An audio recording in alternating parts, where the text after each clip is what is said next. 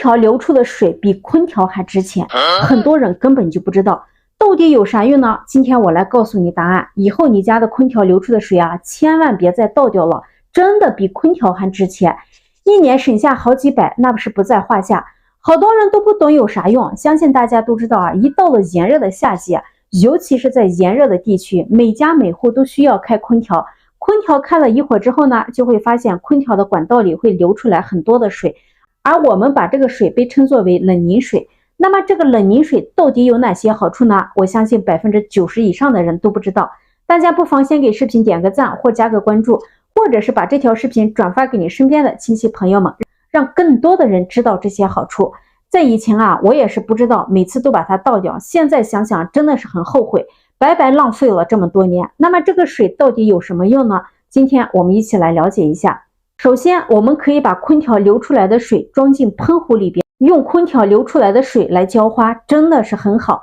既不用施肥，而且花的长势还非常的诱人。但是这里边大家一定要注意，空调流出来的水不要马上浇花，一定要放一个晚上再浇。用这个水来浇花，花盆里的土壤不会结块，也不用经常性的去施肥。这个冷凝水就相当于是肥料的一样，这样无形中是不是又节省了一笔小费用呢？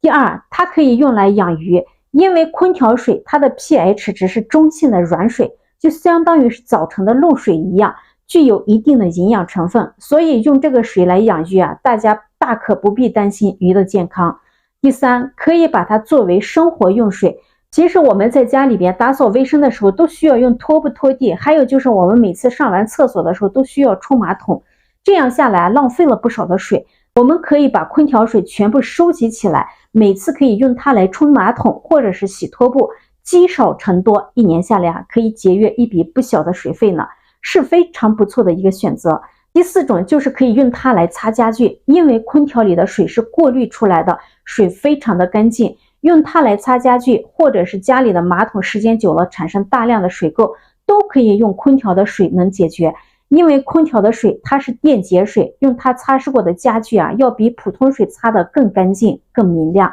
看到这里，有些人也比较疑惑，既然空调水能有这么多的好处，那它可不可以当做饮用水呢？肯定的告诉你们，这些水不能当做饮用水，千万不能饮用，也不要拿来清洗一些瓜果蔬菜。但是平时可以把空调水收集起来，根据以上的4种充分的利用，那它的好处真的多得不得了了，你记住了吗？